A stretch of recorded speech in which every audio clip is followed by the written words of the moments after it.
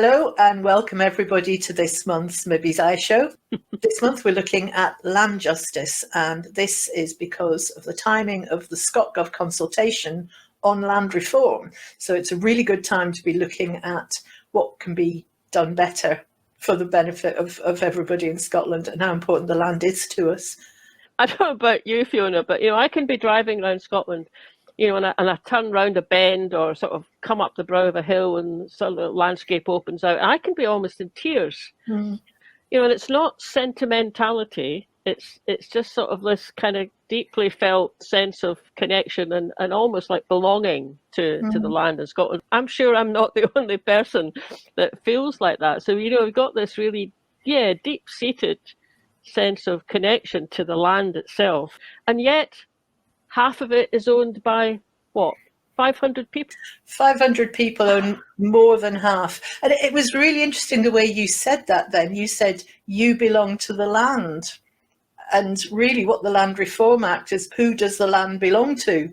We're going to have a look at the consultation. It's quite short. But before that, you've found another clip, which is Lesley Riddoch talking about land, isn't it? And I think that was from one of the Commonweal panels. You can watch the whole thing of that, well worth a watch if you have a look on Commonweal's website. We've just borrowed a couple of the key points to illustrate this programme where we thought they were particularly relevant.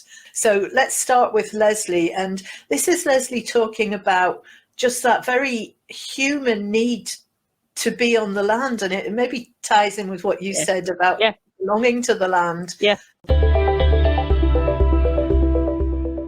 If you think about what we, live for to a large extent, okay, a lot of our identity and the importance of our time is caught up in whatever employment we have, whatever paid work we're doing. But an awful lot of really what kind of matters to us is the time we're able to choose to spend the way we want to with the people we love. And in Scotland, that is massively, massively constrained by the fact we cannot easily get onto land to have the little wooden huts that everyone else at our latitude has got. Now, this may seem like small beer to many people, but that is part of the outcome of not having had the experience. There's a tremendous release by being able to physically leave the places that create the stress of everyday life and just change your location and find some place in nature that is secure. And that means not a glamping thing that you kind of rent, again, usually, incredibly expensively, and have to book in for. It's conditional. You can't bring pets. It costs more if you bring children. You can't bring your auntie because she feels like suddenly swinging by. This is not what other people experience at all. They experience a completely unconditional bit of living together in very low-key, low-impact ways. And it wasn't that there was some vast hutting conference done at some point between the two world wars with someone with a big Huts clipboard sitting there and explaining to everybody how to do it. It came naturally to everyone in a wooded environment. And you would have to say as well, in a normal wooded environment, not the kind of forestry plantation setup that really passes for woodland in Scotland. But if you've been so disassociated and so diddled out of connections with land, jings, you'd be looking at it and saying, there's people that don't have first homes anywhere. Why should I be worried about not having any kind of little button ben? And yet, what is it we're actually living for? There's many things about Norway that will really be forceful for people who want to consider better ways to own and manage land. And the shocking thing is that despite the fact that the Norwegians have had a diversity of land ownership, which should be practically the envy of any northern country for centuries, really, so that you'd think these guys have got knees in the breeze, they're making it, man. They don't need many restrictions because they've already got diversity working its good, positive energies on their system. And yet they do have all sorts of restrictions which seem to be just too mind-blowingly difficult to even consider here. And then on top of all of that, they have the ability to disappear off to huts, and they have one in every family pretty well.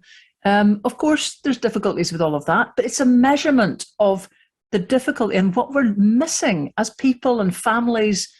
Leisure, it sort of sounds like a leisure centre. It reminds me of smelly gym shoes and kind of lost badminton shuttlecock. That's not what it is. It's your life.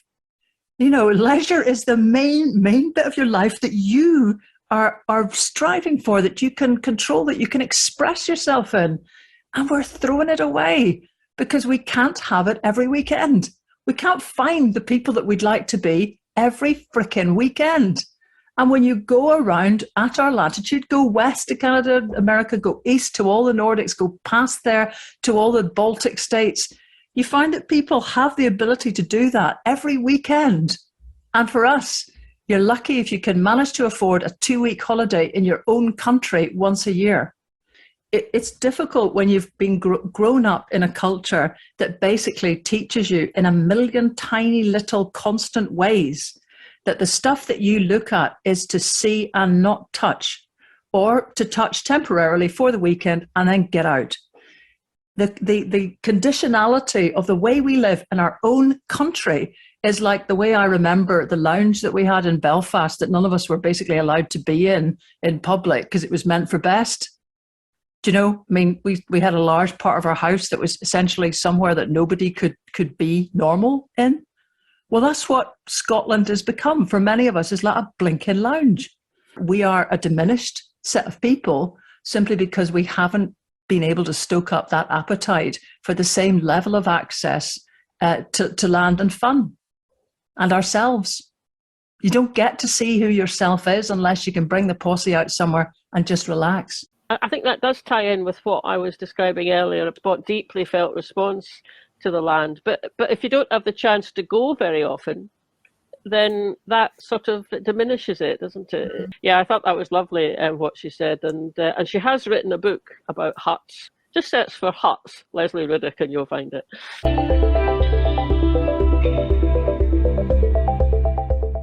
I think we're going to start with the case study, which is about the island of Great Bernera. We're going to start at Holyrood. Since its re-establishment, this Parliament has helped empower many communities beginning to address centuries of injustice in the way that land has so often been gifted, sold and sometimes neglected. Around 57% of Scotland's rural land is in private hands, and I should say that many of these landowners work hard to develop their estates and engage reasonably with the communities who live and work in them. However, this is not the case when the landlord turns out to be an absentee with no visible plans for the estate other than the extraction of money.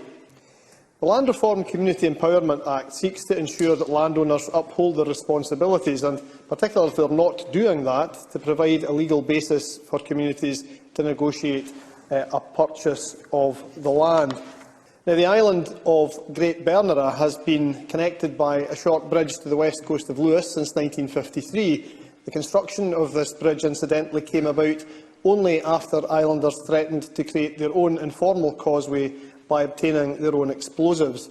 And the people of Bernera have a long history of having to battle for their own rights. In 1874, the Bernera riot, crofters resisted the forced evictions which their then landlord attempted as part of the wider Highland clearances. Bernera's crofters eventually won their case against that landlord in court.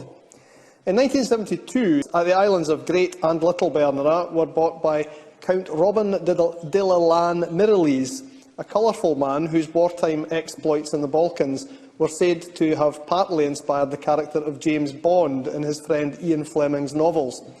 His title as a count was bestowed, I understand, by the government of San Marino. All of which said, the count did lead a fairly simple life on the island, where I visited him a couple of times. He died in 2012, leaving the islands to his grandson in Germany, Siran de Lalanne, but told islanders that they should have the first option on buying the island should it ever be put up for sale. In 2015, 85% of Bernera's residents voted in favour of a community buyout. The district valuer set a sales figure of £70,000, reflecting the island's status under crofting tenure. And the the family of the owner considered this sum to be too low. And despite numerous efforts by islanders, including some of whom visited him in Germany in 2017, those negotiations got not very far. There was an intention to purchase through a combination of grants from various sources, but the De Leland family stalled, not naming a price at which they would be willing to sell. In 2020, the Trust began the process of pursuing a Crofton community buyout, and in March I contacted Bernera's landlord with a request to meet him to discuss the various barriers which the estate was by then reported to be putting in place, hampering local development and blocking legitimate transactions with tenants. After an initial agreement to meet, my office have followed up 3 further times to be told that there are currently no suitable dates for Mr de Leland and his father, but that they might get back in touch shortly. This is a tactic that I understand has been employed repeatedly regarding the island's buyout efforts, as well as with individual tenants. One Bernera crofter, Mr Neil Macaulay, has been seeking to exercise his own legal right to purchase his own croft for a number of years now.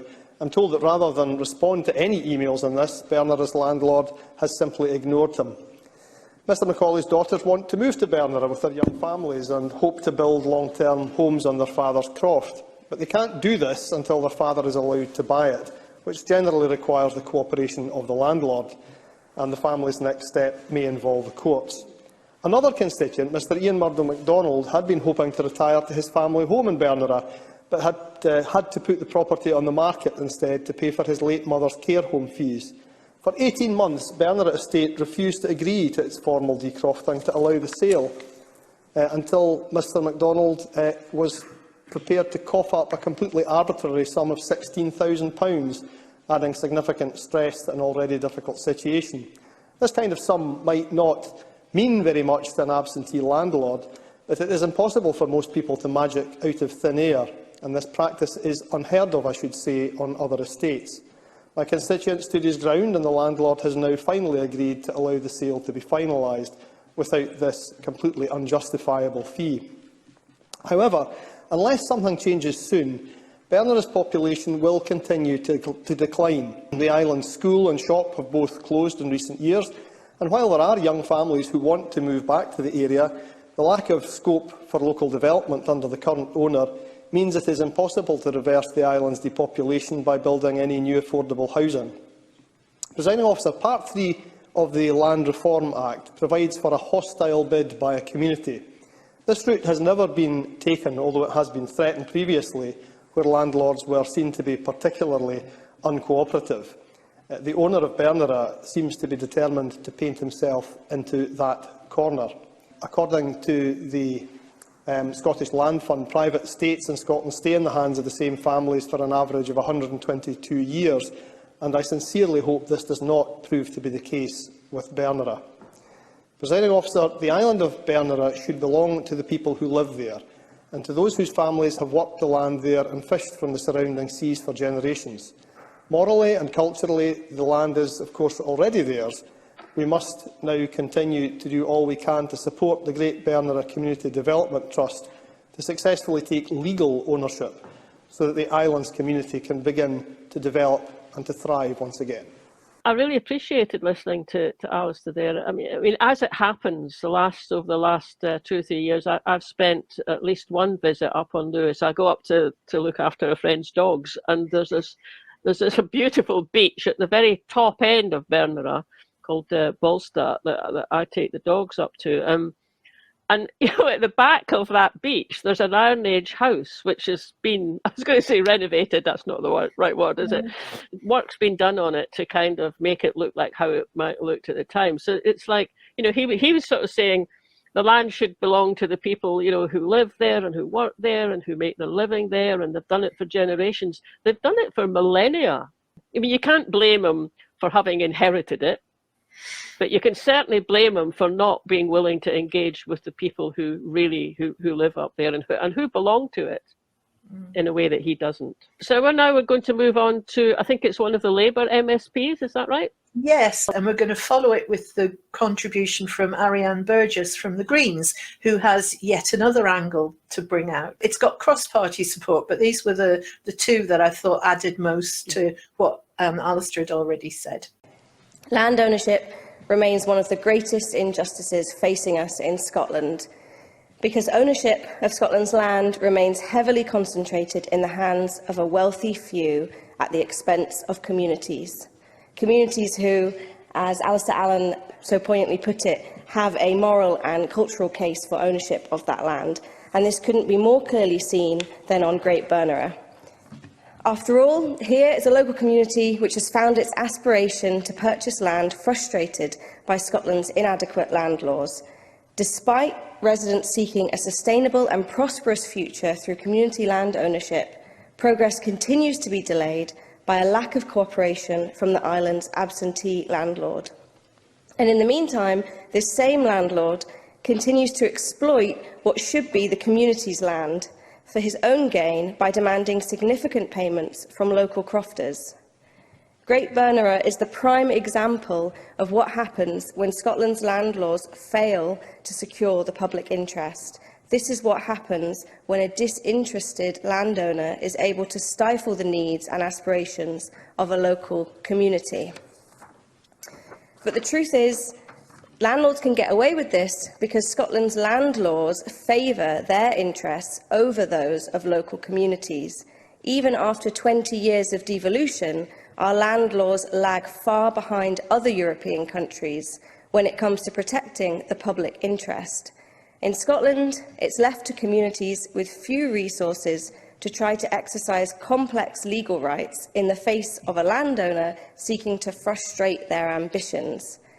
And as things currently stand, the Scottish Government has no right to formally ask if a landowner is acting in or against the public interest.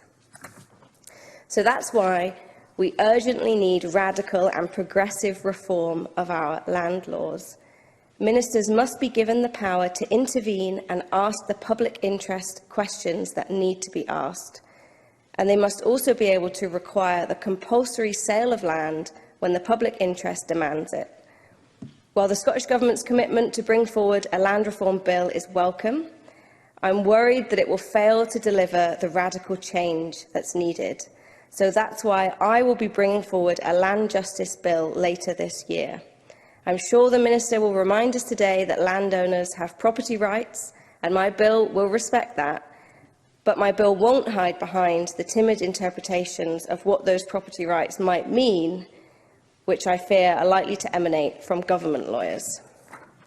I'd like to begin by recognising the huge efforts the Great Bernera Community Development Trust have made to try and complete the sale of the crofting land. It's deeply disappointing that the landlord, an absentee landlord, is refusing to cooperatively engage with the community. For a rural community to be rendered dependent on what is a feudal landlord should be something of the past, and it's not reflective of the progressive Scotland that the Scottish Greens are striving for. I understand that the Bernera community has sought to use crofting community right to buy powers, but it has been challenging given it is a complex and time-consuming process. Other communities across Scotland have instead made progress by reaching amicable agreements with the landlord to complete a buyout. Unfortunately, that has not been the case to date in Bernera, and I urge the landlord to work with the community in the spirit of goodwill. As Alistair Allen pointed out, this is not the first time in Bernera's history that the crofters have fought for the right to own the land that they live and work on. In the 1870s, crofters' grazing land was reduced to a smaller and smaller proportion of the island to make way for sporting estates.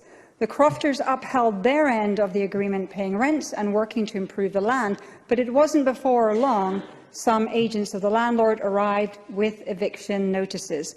Following local arrests, some remaining crofters took it upon themselves to march to Stornoway to defend their rights and get a fair hearing. Unfortunately, more legal wrangling was to come, ending in a court case. But in 1874, the crofters were found to be not guilty of the charges against them, and eventually the case played a part in the first successful challenge of the 1886 Crofting Act. And so the Bernera Islanders who marched that day took some of the first steps towards land reform in Scotland. Last week, I visited the Islanders on Egg to join them in celebrating 25 years since their successful community buyout of the island, and I couldn't help being struck by the amazing possibilities that can be achieved by a community that is in control of its land and resources. We gathered in their brand new community hub at the pier. This hub provides a fine tea room along with food and craft shops and an office space with stunning southerly sea views, as well as being a considerable local economic driver. As part of the celebrations, I joined the Egg Electric Tour to learn about Egg's pioneering renewable electricity system, the first island to generate power from water through hydro, wind with turbines, and the sun, utilising a large solar array. And as they said, their electricity is now cheaper than electricity on the mainland. And along with electricity, the islanders also have a successful and growing forestry initiative. Great Bernera's residents want those same opportunities for generations of islanders to come, and it is a responsibility for all of us elected to this Parliament to ensure that Land Reform Acts work to support successful buyouts. Both of those contributions, from Mercedes and Ariane, I mean, I just think it's really good and actually important to bring in the point about, the moral and ethical aspect of land ownership and the way that especially for Bernera, that certainly, when you've got an owner who just ignores what people are trying to do and doesn't respond, it's pretty bad. And then I quite liked it as well that Ariane brought in Egg, island of Egg. If you just get the local, the ferry from MacLeod and have a visit to Egg, if you've got the chance to do it, it's great. And they've also got a very nice cafe. It's just stunningly beautiful, and it's fantastic that it's the people who live there who now they make the decisions for the island and where it's going to head to and what they want for it, and also what they don't want for it. That's sort of real local government, isn't it? Local government. Yeah. And for our second case study, we're going to look at the very, very controversial planning application from Flamingo Land on Loch Lomond, or who would like to be on Loch Lomond. We're going to set the scene a little bit with another clip, again from the Commonweal panel. And this time it's Lesley just talking a bit about national parks. What are they for, and what happens in them, and who decides who gets on the national park boards and who doesn't. So she's just going to set the scene a little bit for us. I'm just looking actually at a column I wrote about this a wee while, just a couple of years ago maybe, when I discovered that an extraordinary clump of sort of outdoor activists in Scotland that many folk will be quite familiar with. Cameron McNeish, the late Dick Balharry, the former MSP Dennis Canavan, Nick Kemp and Dave Morris. Nick Kemp, who is one of the founders of Parks Watch. All those guys have applied to become board members of existing national park boards, and none of them reached the interview stage. Now, you've got to wonder what's going on there. You can draw your own conclusions. These guys certainly have. But the way that our national parks are being run at the moment, you would really think that, in fact, it might be time for a real 20th anniversary. It's now 21 years, I think, since the first. We've had them for a relatively short period of time because these kind of ideas were blocked once again by the landowners in the House of Lords, whilst national parks in England kind of horsed on from 1949. But, I mean, really, how are our national parks being run, and how are they trying to fulfil conservation objectives and all sorts of things? I mean, there's a lot of questions around that. People will see that the long-running row in Loch Lomond Park over the proposed Flamingo Land development, which everyone thought was over, is back. And that park board stands accused of all sorts of secretive behaviour. Also, folk have complained about controlling visitors by camping restrictions that could actually breach the 2003 Land Reform Access legislation. And instead of basically improving the supply of things like toilets, car parks, waters, basic necessities, they try to restrict people's access to the land and then make us the problem. There's been long-running rows, if this kind of floats your boat, about just trying to use compost toilets in a lot of camping areas, so that's low cost. It doesn't then fall foul of budget constraints on these park boards.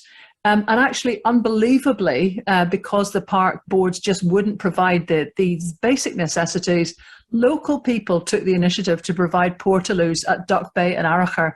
It is freaking unbelievable. And meanwhile, in the Cairngorms, we've got this long-running funicular debate, which masks the fact that the whole mountain is underperforming because its ownership is split between Highlands and Islands Enterprise, which owns the top slopes, and Forestry Land Scotland, which owns the bottom. By all accounts, from people who try to work there, these two entities don't speak or cooperate properly, and that's why there is unbelievably no footpath, ski or mountain bike trails to the top, link the top and the lower slopes, or beginner ski lifts to reach viable bits of snow. By contrast, the Nevis Range, Alchmore, Wolf Tracks, these guys have all helped propel Scotland to the fore in European mountain bike provision, not in a national park.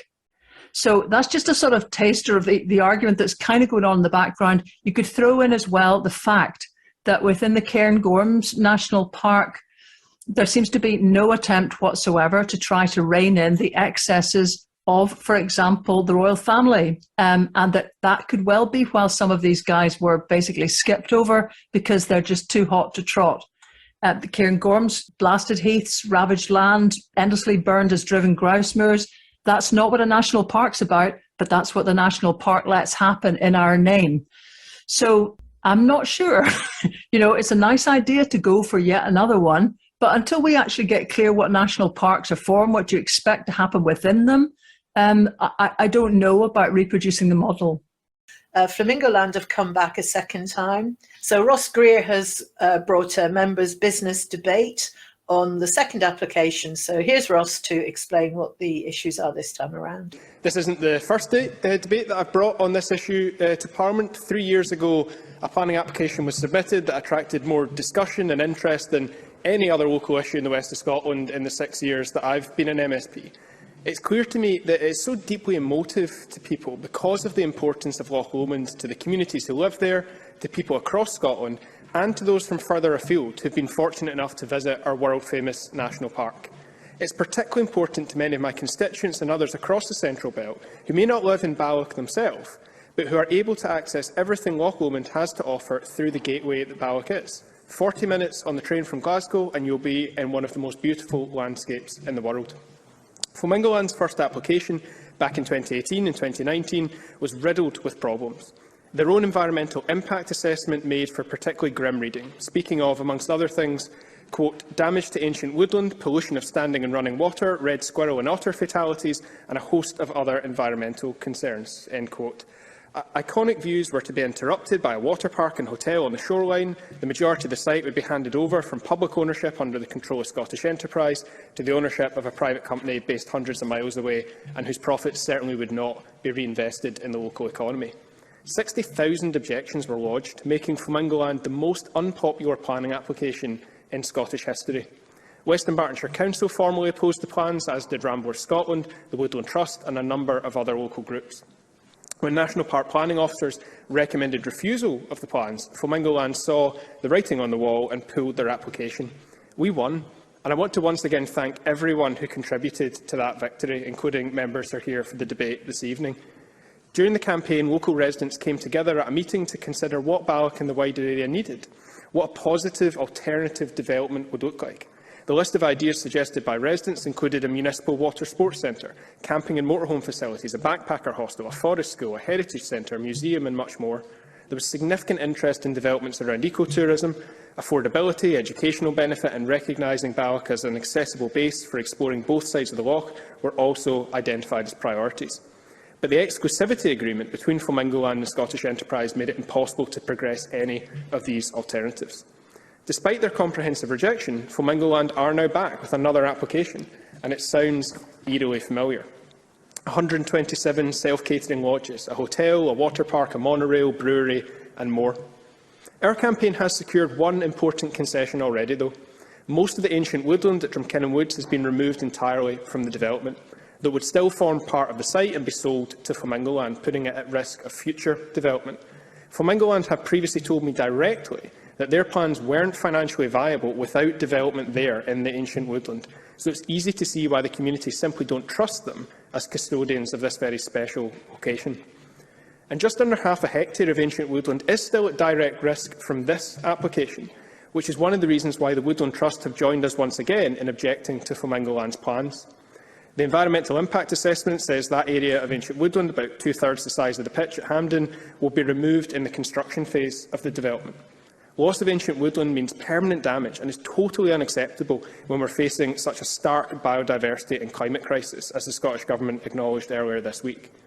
The new team overseeing this application have made a number of other small improvements, like reducing the height of the hotel and the water park complex, and they've taken a more professional approach this time.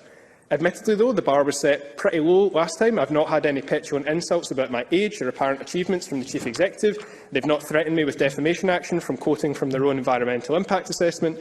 Their last attempt truly was the definition of a cowboy operation. Let's not be under any illusion about these apparent improvements, though. This new application is still utterly inappropriate, and the grounds for objection still stand. The scale of development is huge. It would have a drastic impact on a well-visited national park location on the Loch Shore. Space used freely for leisure by local residents and visitors alike would become part of a branded development, meaning that non-paying visitors would feel like second-class citizens, behind those who could afford the premium to rent a lodge. In response to my raising these access concerns with the First Minister, the developers issued a press release with an access pledge. But this pledge just reiterates their basic legal obligations and doesn't address the unavoidable restrictions which come when open space becomes a private holiday park.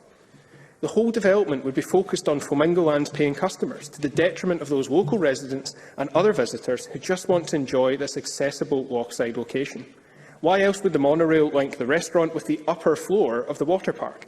There's potential here to link the shore with the railway station, restoring a public transport link to the loch for people with lower mobility in particular. In practice, it will simply link two parts of an exclusive resort with each other without wider community benefit.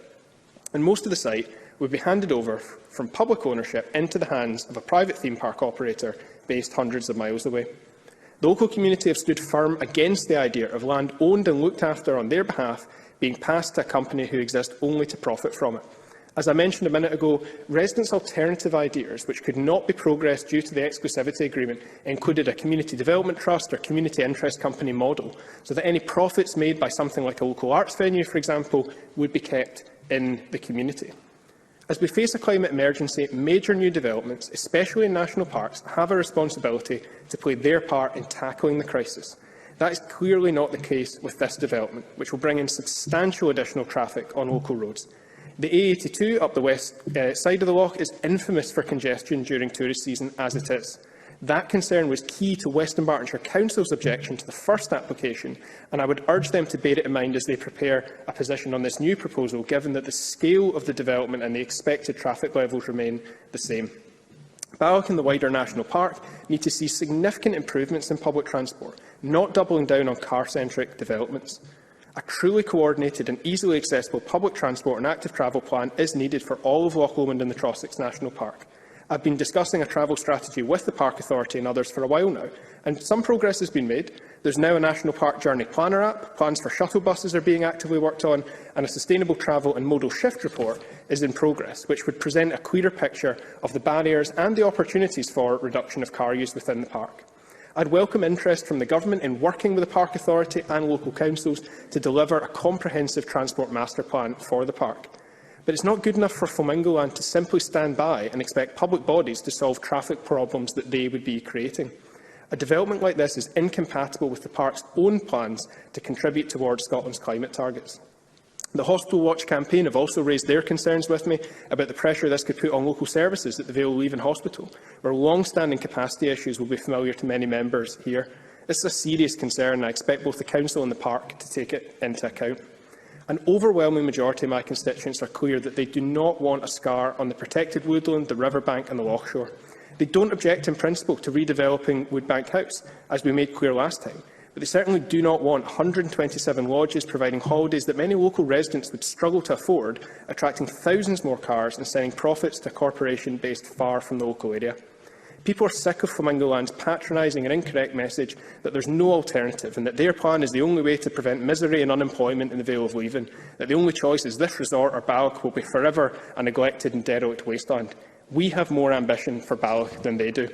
The community has other ideas, dozens of them. Those alternative proposals could provide sustainable and quality jobs, educational benefits and far more, while preserving the stunning natural beauty that makes Loch Lomond a global destination. In contrast, Flamingo Land's plan is frankly boring, generic and expensive. It does nothing to enhance Balloch's position as a gateway to the national park, it's not what we need to support the local economy, and it's certainly not what we need to tackle the climate emergency. No real consideration has been given to the community or the local environment. I want to encourage members across all parties, as well as members of the public who are watching, to join me in lodging strong objections to these plans. The Government knows the strength of feeling about this development, both locally and nationally. People care deeply about Loch Lomond, they are proud of it, and they want to see it enhanced, not cheapened. Our campaign's commitment to save Loch Lomond is unwavering, and I ask everyone who feels the same to join us. Help us win this fight once again. Thank you.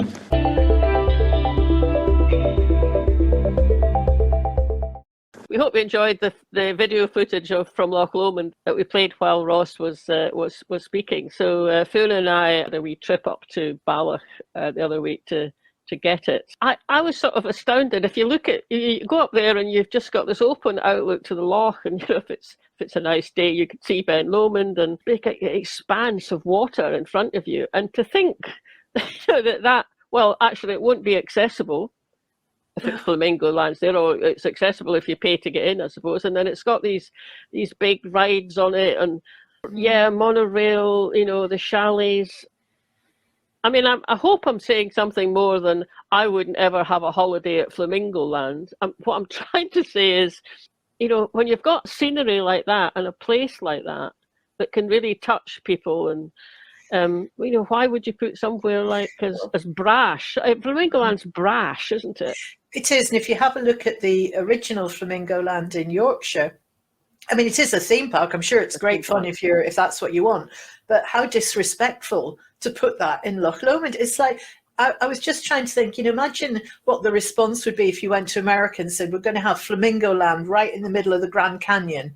The planning application is being reconsidered, and again, we've got an opportunity to object. I know that Ross Greer and the Scottish Greens have put together a sort of objection letter, if you want to look at that, or just fill one in yourself and send it with your own thoughts. Could be very powerful. Yeah. It's not the only example of developers who have a go at getting planning permission, it gets toughed out, and then a wee bit of time goes past and they come back again. I mean, the same thing's happened at the Govan Graving Docks in Glasgow. Mm-hmm. They're still trying to get it developed. Just don't really understand why we've got a system like that. If someone thought, okay, I got that wrong, let's make it work, genuinely did, and it was a decent planning application, well, of course, fair enough. I suppose it's just that I happen to think this one is so awful that they should never have got the chance to get them back a second time, however. Absolutely. And I think when they're making, let's call them promises, that they won't disturb a bit of ancient woodland or they won't destroy this beach here, 20 years' time, when it's probably been sold on to who knows what consortiums, who's to remember what they promised in order to get that land? It's something about how much do we value our land that we're willing to give it away to anybody who comes along. So that gets us on to the Scottish Gov consultation then. Mary McAlpine, who is the minister sponsoring this consultation, or responsible for it perhaps, has done a very short introduction to the consultation site. The Scottish Government has just launched an important consultation on our next land reform bill. This is a chance for you to have your say about the measures that we're proposing to include in the legislation. We want to see the benefits of land ownership and investment in land being shared fairly. So we're putting forward plans for changes that will affect how land is owned, bought, sold, managed and used. We're also looking for your ideas on a range of related issues, including, for example, how land is taxed. Our goal is that land should play a full part in bringing about a wealthier, fairer and greener Scotland. So look out for more information about the public consultation meetings we're planning to hold across the country over the summer. The consultation will run from 4th of July until 25th September. So please get involved.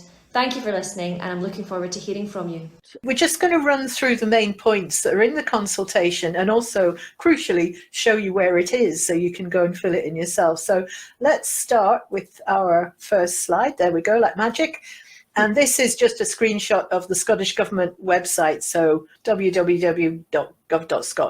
Paper with all the detailed information in it, the thinking behind these changes. But the bit you want is actually where it says consultations, and that's where you get to put in your thoughts on the questions. And there aren't that many questions. They're quite straightforward. It's really just asking, what do you think about this?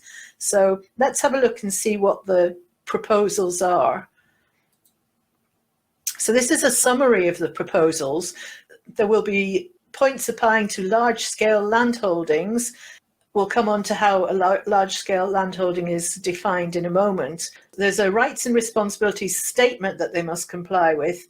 They must produce management plans. Now, this is quite interesting because it means that they must be upfront about what their plans are for the land that they're responsible for. They should be letting people know if they're planning to develop something or change the use of something, then that should be made clear in their management plans. And then a very interesting, very new thing, if it's going to be bought or sold, there will be a public interest test, which we'll come on to again in a minute. When I saw this in the meeting, I sort of thought, wow, is that not there already? So, it just sort of struck me how much catching up is having to be done. Okay, point 2 is that all landholdings, regardless of size, that are in receipt of land-based subsidy must be registered in the land register. Now, even this, you would think, surely, if we're paying money to them, you would have some kind of record of it. The one thing that Andy Whiteman, who was part of the discussion, we don't have a clip of Andy because his audio was not clear enough to use. His point was that, well, the biggest subsidy is agricultural payments that is excluded from this. Oh. There's a new land use tenancy, which I don't know, it didn't seem to apply to very many people, but it's something to do with if you've got a tenancy, you can take out a different tenancy because you can do something different with the land. And then they're asking a question as well, that if you're a large-scale landholding, should you be required to be registered in the UK or the EU for tax purposes before you can acquire the land?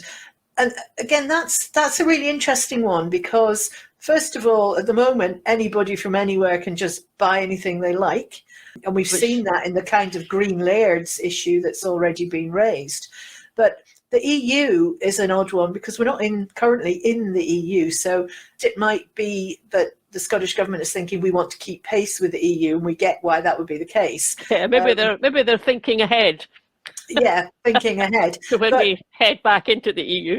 Yeah, but Andy made the point that, well, places like Malta, for example, are in the EU but don't have a very transparent tax system. So that actually could still be quite a loophole.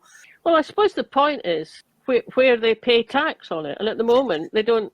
Well, we know, I mean, landowners sometimes have to pay tax in their own country on their Scottish landholding. But I hope we haven't put anyone off who's watching and thought they might go and fill it up. Actually, it's very straightforward if you go in and have a look at it.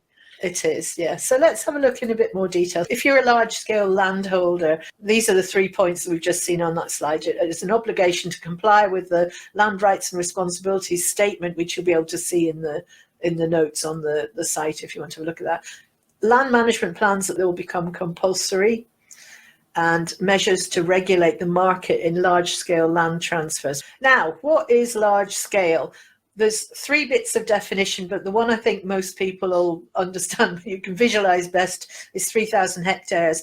4,000 football pitches? Yes, because apparently a football pitch, which the universal measurement that's always used, is between 0.6 and 0.8 hectares. So using an average of 0.7 That's just over 4,000 football pitches. Wow. So that's quite big, Wow, I that's think. huge. Yeah, very interesting point that was raised in the discussion was, well, what if you've got 1,000 here, 1,000 there, 1,000 over there, 1,000 over there, and it's in one piece. Apparently, it's 3,000 in one parcel of land. So you could have substantially more than that. Okay, say you've got an estate that's 4,000 hectares, and you divide it. The ownership of it is divided into two, because you just create a company. It's dead easy, and you just create a company. One company owns half of it, which is 2,000 hectares, and the other one holds. Then you wouldn't be subject to any of these. There's a couple of other definitions of size as well. One is land which accounts for more than a fixed percentage of a data zone. So like a local council would be a data zone, or a town or something. Yes. Yeah, Yeah, a local authority ward, right? Yeah. Or land that accounts for more than a specified minimum proportion of a permanently inhabited island. This is just an example from the slides that we saw of a compulsory management plan. So, there's your chunk of land, and presumably there will be a bit of more detail, maybe all the green bits of forest and the blue bits of water or whatever, but that you will have to make it clear what your plan is. And a lot of landowners will have these already, but on a voluntary basis. This puts it on a statutory footing. Now, the public interest test, this is new, and this is to assess whether at the point of transfer a risk would arise from the creation or continuation of a situation in which excessive power acts against the public interest. Power is the important point here. It's not just that you have this amount of land, it's the power that comes with it, especially when you've got people living on land that you own. If you are a large landholder and you want to sell some of it off, or if you're a large landowner and you will be buying some more to make it even bigger, or presumably also if you're currently a small landholder but you want to buy enough that will take you into that bracket. So it can be the buying as well as the selling that triggers the public interest. The transfer. It's basically about when something's been transferred from one owner to another owner. The outcome could be that the sale proceeds because the public interest test is that no, everything's fine. It's okay, Or it could proceed but subject to conditions, and it could be that the land in fact has to be split into different lots. The land in whole or in part should first be offered to constituted community bodies within the area. So the questions then is about, and how long do they get to I suppose, first of all, consider it, but also raise the money. From memory, one of the questions in the consultation is about how long should they be given, and it was something like a couple of weeks. Certainly having been involved in Community Development Trust, taking over, in our case, our village hall, it took about a year. As a new thing coming in, this does seem like it's a step forward at least, isn't it? Yes, it does, absolutely. I think the main changes that attracted my attention was the bit about the compulsory land management plans, the bit about the public interest test.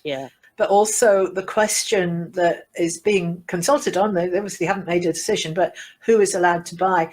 I mean, there was quite a lot of discussion on the consultation event itself, where people got in about ownership of second homes, for example, and absentee landlords or overseas holding companies owning large chunks of the land. So I'm not sure that this actually gets underneath all of that. I've done the consultation as well, and I was quite critical of some things, and a bit of me thinks it's another step forward. I don't want to criticise them too much. Something's going to happen out of it, and it will be an improvement on where we are. If we don't make our voices heard, well, can hardly complain. Get onto the consultation website and you can give your views on every open consultation that's there. And you don't have to do the whole thing either. If you only feel very strongly about one question, just do that question. That's all you need to do. And it's all valuable, and it's all making us take part in our democracy, which I think is the most important. If you're really keen, I mean, I suppose like if I'm doing something like that, and I don't sort of feel myself getting a bit, really kind of engaged or het up really about something or other, then I'll do what I can on the consultation. But I do try and then take a bit of time to write to my local MSP and just say, look, I've just done that consultation and I want to say some more about whatever whatever it is. And that way it just kind of means that, you know, our ideas and our responses start to percolate through into a bit more closer into the people that we've voted in to run the country. Yeah. So the next bit we're going to hear is Robin McAlpine, and perhaps typically for Robin, he doesn't think they've gone far enough. no, and he doesn't think it's radical enough. The problem is that I'm not convinced that there's the will to actually make this happen effectively once things are in place. This legislation is all really quite tame compared to what an actual land reformer would do if they were given the legislation. But that's not the worry. The worry for me is that once you set something up, how it's run is the decider about whether it works or whether it doesn't work. You can have the best car in the world, but if you don't know how to drive, it won't go anywhere. So let's just have a quick look at what that means with these various things. So land rights and responsibility statement, right? Once this legislation is passed, who's watching if those are enforced? Land management plans. Once this legislation is passed and we've all moved on to whatever's next, who's going to go through each land management plan and see if it's fit for purpose? And who's going to check to see if it's being complied with? Public interest tests. Are we really clear what this means? So it's hardly any estates in Scotland anyway. Most of them don't get sold. They're all owned by trusts, or a lot of them are family trusts. The trust keeps owning it. Just the board of the trust keeps moving as the beneficial owners goes from generation to generation. But more to the point, one of the public meetings, someone asked if someone's a 4,000 hectare landowner and they break it up into two companies, break it up into two lots and have it owned by two different companies, can they sell one of the 2,000s? And they say, well, yeah, and that wouldn't be a public interest test. And they said, well, no. And then if they sell the other 2,000, well, same thing. Right, so that one's not exactly bulletproof. The register of land ownership, that's suddenly turned conditional. And then all sorts of other bits and pieces in this are all related to how well it's pursued afterwards. Likewise, the national parks. This is one of the big problems in Scotland is you get something established which looks like it's going to be good, the Scottish National Investment Bank, and then it's just stuffed with cronies. And it does completely the opposite of what it was originally set up to do. And that's the same with a lot of the buy-to-let stuff. We've got these powers. Will we use them? Will we really start to slow down the number of Airbnbs? Because if we really wanted to do that, there's all sorts of things we could do via tax. Second homes. Why did they get a discount in tax? Why aren't we doubling the tax on second homes since you've clearly got money to burn? But it's got to have the will to do it. When asked in one of the consultation meetings, if the Sultan of wherever buys land in Scotland, can he just set up a registered company in Malta and buy it through that? And the correct answer to that is yes, he absolutely can. It's not exactly much of a limitation if you can use all these loopholes. So the thing about all of this is you need to see one of two things. You need to be seeing a set of actions put into legislation which will cause and compel change no matter what.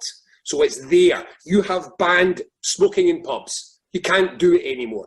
You have reduced the alcohol limit for driving, and if a policeman catches you, you will go to jail. These are permanent, unavoidable, structural changes that we make to the way our societies run through legislation.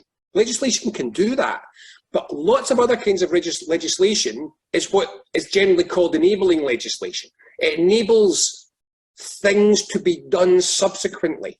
What my difficulty is, and I'm asking, are they committed to doing these things such that I believe that if this is all legislation is all passed, over the next 3-4 years, they're really going to crack their head and make this happen.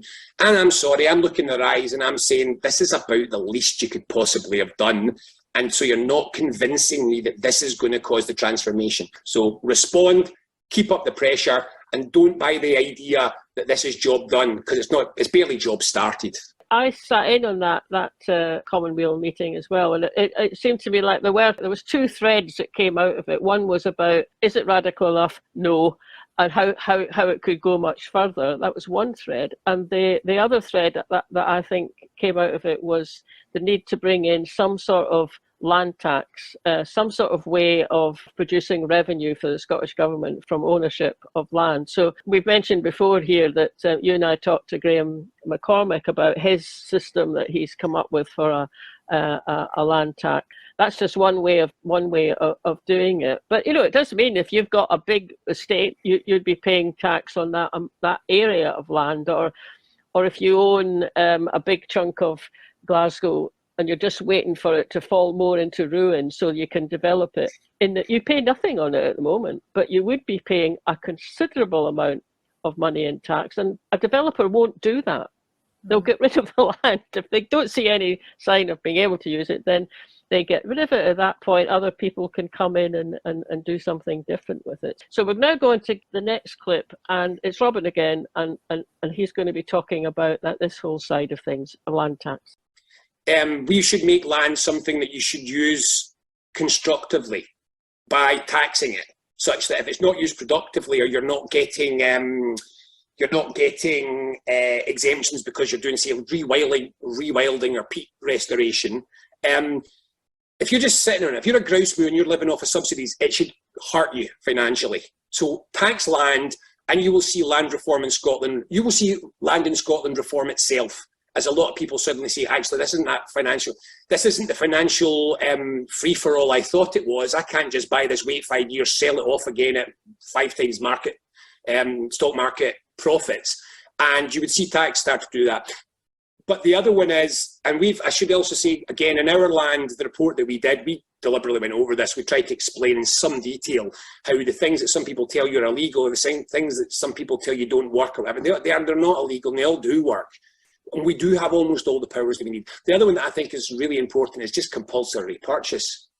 Compulsory sales orders are okay, but I think we've got to start saying, right, it's time to start buying up land as the public, breaking it up and selling it off as smaller plots. That, for my money, these are the only two powers, really, which I think will see any significant land reform during our generation. Local authorities have compulsory purchase powers, but they haven't got a lot of money.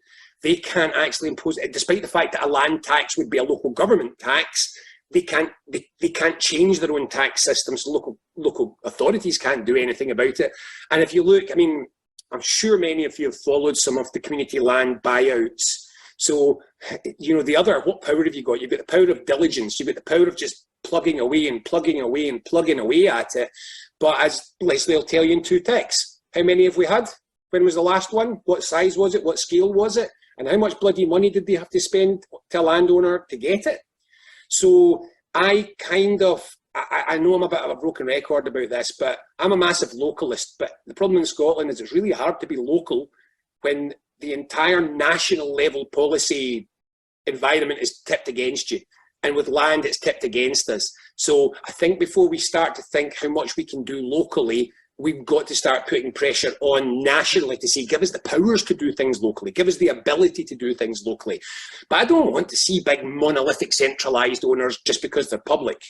I want to see decentralised, localised control of land and local plans produced by local democratic entities which are got real vision and ideas for these things.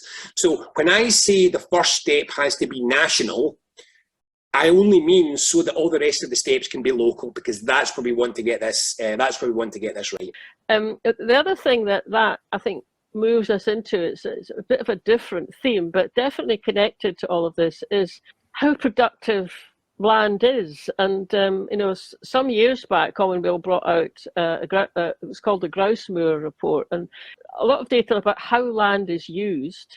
Grouse moors are incredibly unproductive because it's a vast amount of land, but yeah, it costs a lot if you want to go and shoot birds on it, but that doesn't bring in a lot per acre of land, not compared with other ways of using land. And the other thing is, it also doesn't provide a lot of jobs, although grouse moor owners and, you know, supporters will say that it does produce jobs in those parts of the country, but not compared to other ways of using the land. So now, okay, you can also argue, well, a grouse moor, it's up on halfway up a mountain, what else is it going to be used for? Well, there are other things that it could be used for. If the owner of a grouse moor had to pay land tax, that would make them think a lot more carefully about how they use the land. And it might still end up being in their ownership, but they might have to think, we have to start looking into forestry. We've got to start looking into energy. Maybe we put aside part of the land for wind turbines or hydro. So it would just bring a different kind of thinking into it, because it's costing them money to use the land the way they are at the moment in a not very productive way. So I know it's a whole different theme, maybe we come back to another programme, but these things are all joined up. We can put the link to that paper in the notes as well, if anybody would like to see it. Yeah. Maybe do one of our famous blogs about it, who knows.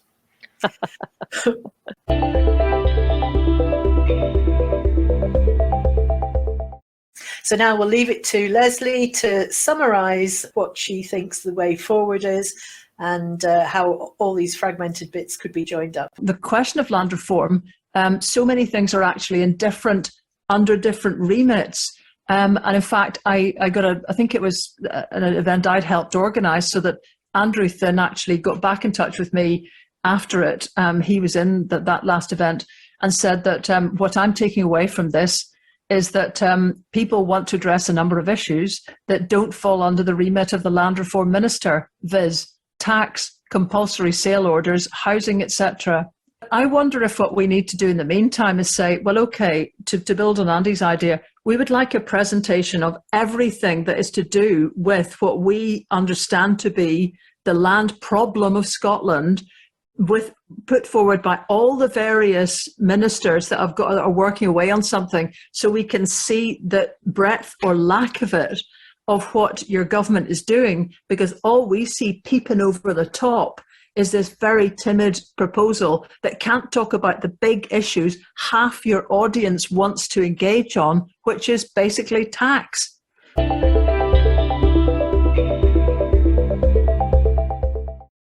That has come to the end of the programme. As you know, we have a podcast that's out every Friday, and we do 2 YouTube shows a month, this being one of them. So next time you see us, it'll be our next Indie Jigsaw show.